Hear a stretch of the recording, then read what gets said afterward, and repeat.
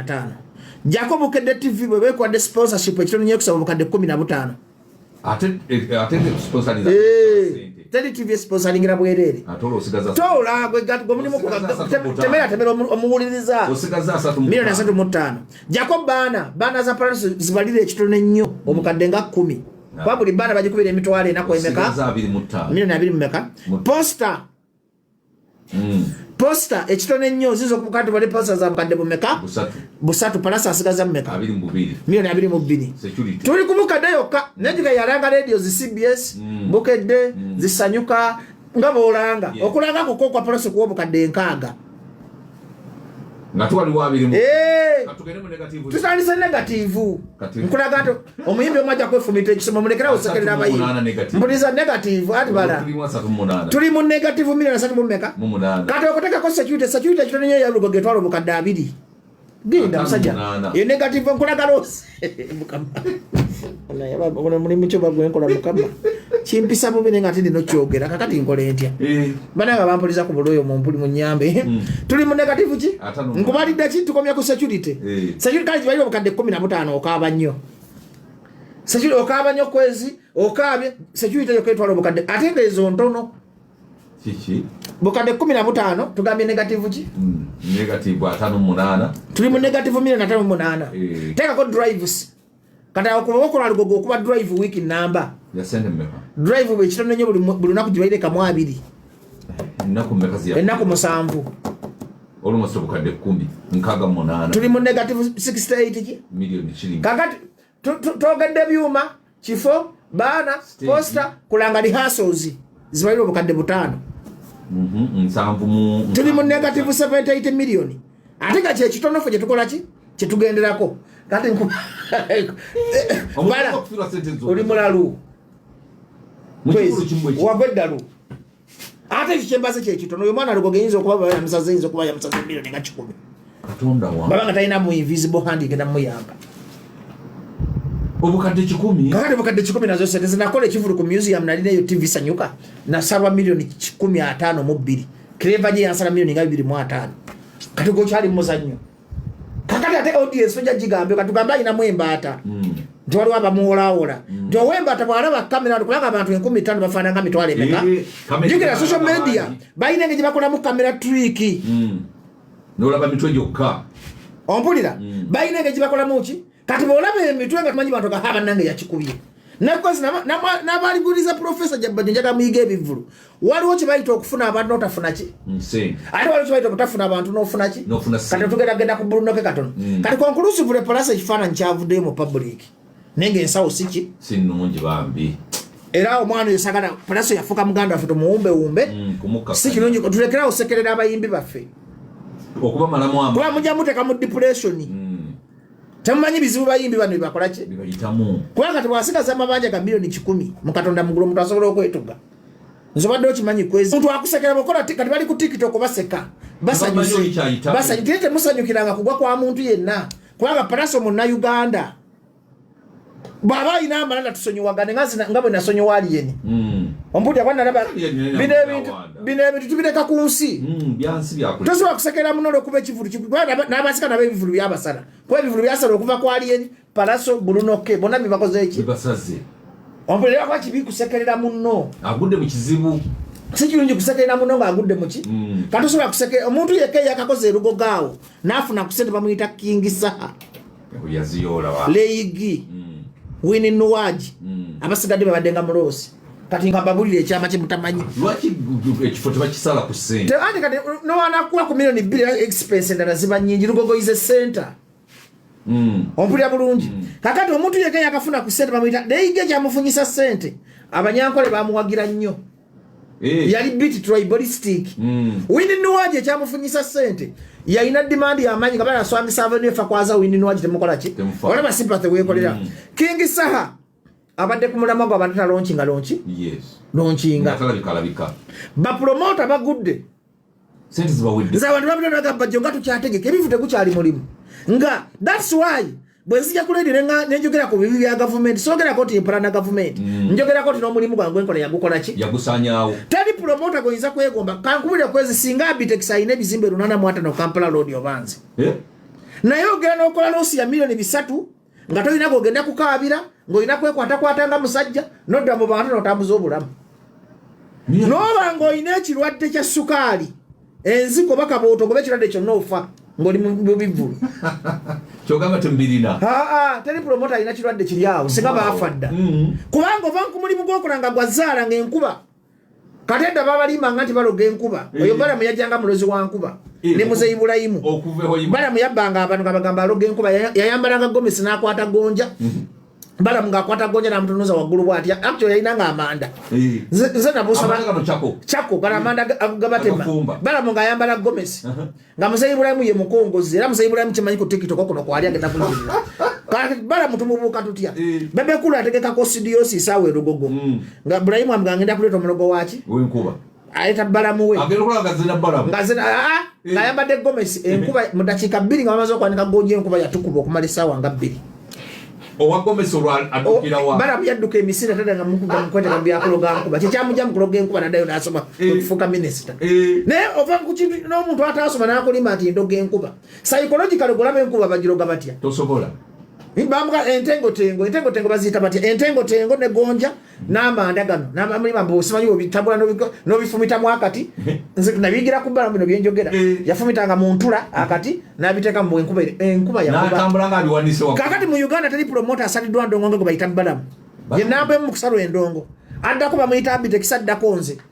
nze mwaba abasatu nabayingira mu lw'amaanyi gange nze najja ne ati mulala kubanga namanya nti abite kisansinga kibala mwansinga kizawo nemba kuba paka we nabenyigamu nemba nga nze namba 3 ba namba 2 skills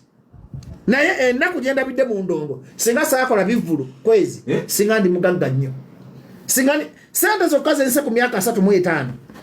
ompulira zisobola okugoba abagagga mu kikamba kuba mugagga watandika ne container just mutwalo gwa $1 nefe okola ekivulu ng'ekitono nnyo ina milioni 15 ku 2 ezo sente nyingi buli gotowepakiranga emitwalo gya $1 nagiyiika gyonna ng'okati palaso waali bwabanga tayibadde kubanga ne basiponsa saalaba that's why si kirungi kukola bivulu nga toyina siponsa abakuteekamu ku sente ne basiponsa ba Uganda bannaku siponsa akuwa obukadde 10 n'atandika okumanyirira okwo bakuwa obukadde bw'ofuna akuwa obukadde 10 n'obutano that's why nze neebazanya kampani ya Stanbic Bank ate aba Nairobi Breweries tebakyagaba Stanbic Bank ye kampani yokka egaba siponsa etegeera besobola okuwayo obukadde 5 kale wali nakino ekitongole ekyazze eky'amasannyalaze bakiyita UDC nakisobola okuwayo obukadde 3 nabwo n'otambuliza nomanya nti ne milioni 8 nobatisizaoko obulamu nezo kampani z'omwenge zonna zayonooneka eye MTN yafuuka yabafere baffe tebakyayagala ebintu by'abannayuganda kati Pepsi yegezaageza Pepsi ekuwa milioni 5 kugambe abantu basiponsa ngakule saamuzi bana bakola obwokulya osobola ngabira nakuwa milioni 10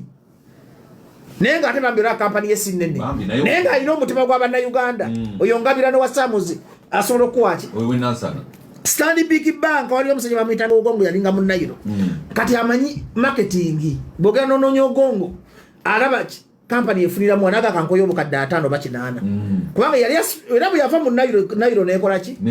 negwa oyo Dan is a Brazil amanyi market jobanga Stanbic ye number 1 bank kubanga erimu marketing manager ow'amaanyi ategera ground olaba ndozala kampani senkugamba Samuzi Stanbic Bank UDSL wali bana bajona ba babitegera bagamba kati tuli bawagira baina gundi event gye bawagira ku Mobus walanga yakungana abana ngo mutwalo gumu UDSL nefuna mna abana ne bakola ki naye kati palaso yabadde ekitono nnyo etaga sponsor nga bamuwadde milioni 15 okuyitawo oyo mwana agenda kufa pressure kyova nsaba mwenna ayapiru temuddamu kwogera ku palaso n'obanga owalana palaso musonyiwe bw'abanga tebasobola ne kwezi kati bafuniramuwo okufuna obufunyi sente mu makampani obonna otoba kati obulaba mbagamba tulina okuteekako eddoboozi tulete system egenda okuba nga efavalinga business kati ebivulu bigudde kakati awuliza radio kati wano Bruno K weyasingidde ku palaso wano ngenda kwogera mpola njagala abantu mwena mutegeere ti palaso yafunye abantu 15,000 ekifaananyi ne kivaayo naye talina ssente muki Bruno K yafunye abantu 10,000 naye alina ssente muki yafunye abantu 10,000 ku Freedom City ku 15,000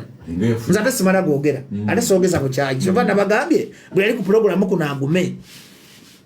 Bruno K yafunye abantu 15,000 naye ate Bruno K kiri bwekiti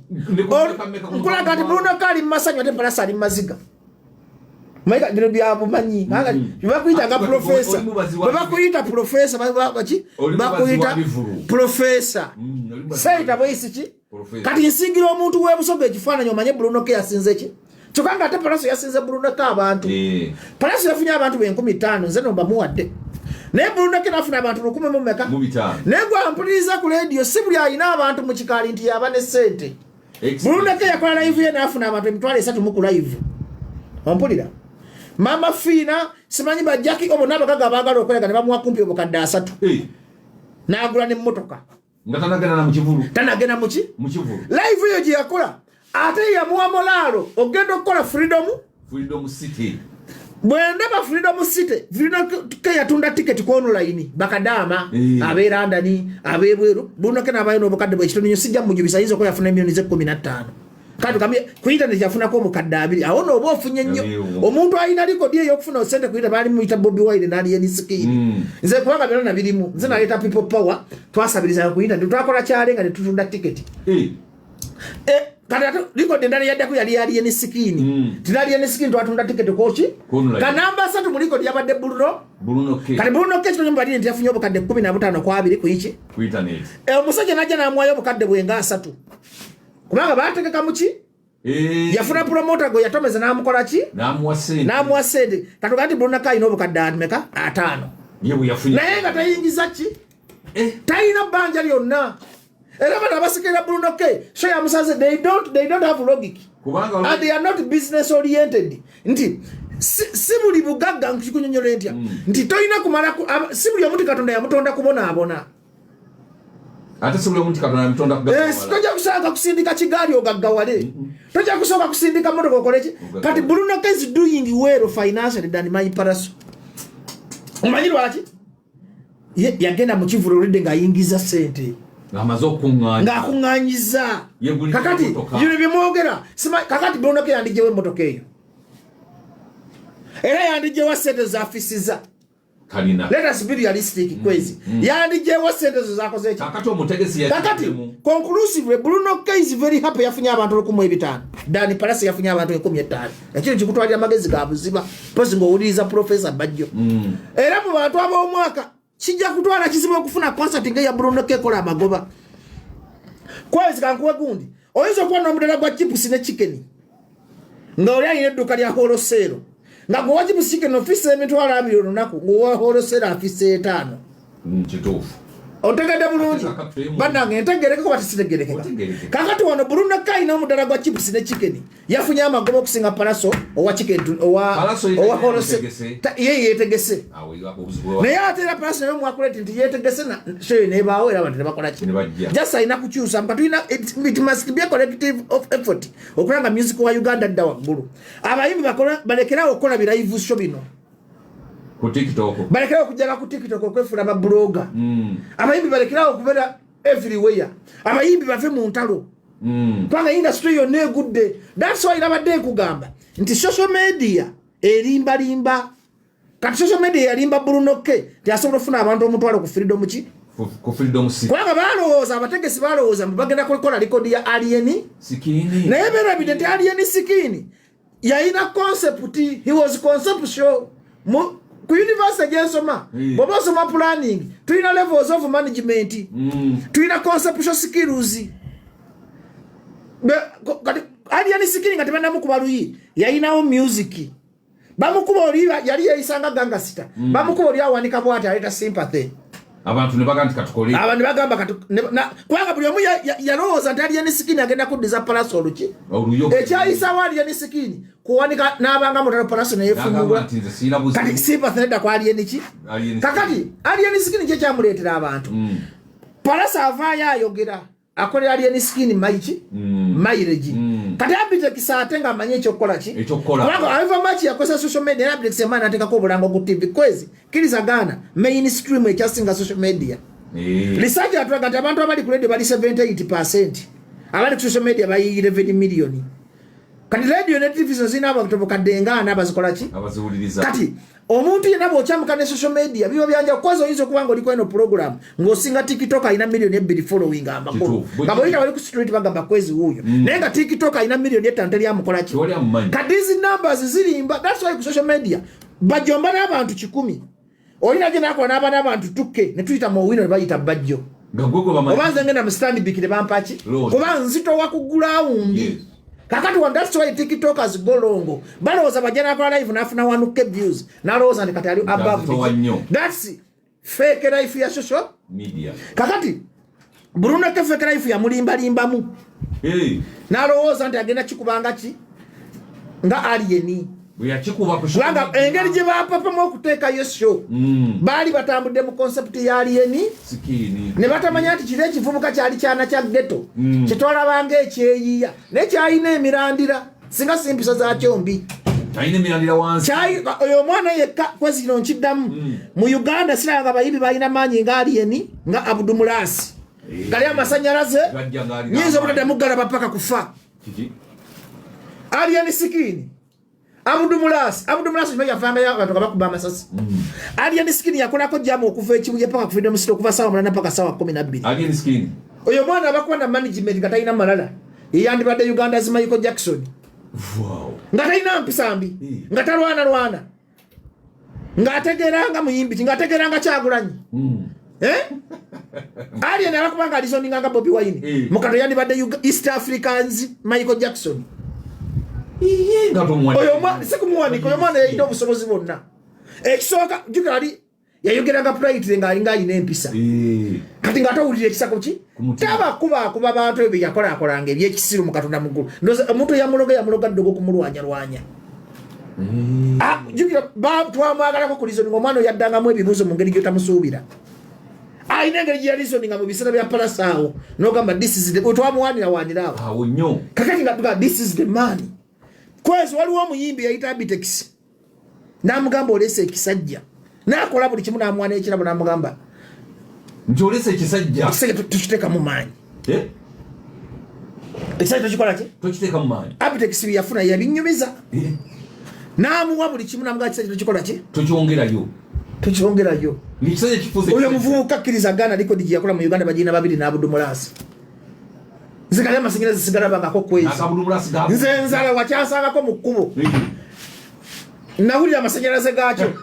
nekiyimira mukoona nekivayo nekimbuuzako linabira ddala 6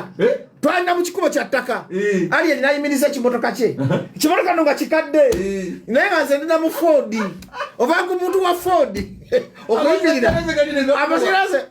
yalinga avuga ekigaali ndi mu Ford yange ne Ford lwakisigijja batanakuvuga nzire muvuge ku Ford nena inadda mu bulabu wali mani nemboka zevuga nungi kuluga nyumira nene ya masanyalazi ngomyewo Ford mubakubira amasanyalazi aliyo ne aparkinga mu koona kindetera omukono kimbuuzako gye bale muzeeyi nentunulira ekyana kyono ekisasamala gakubiramu solo nagwira eddalu netandiko kiwaana kyasuula eddalu nange nyini kyasuula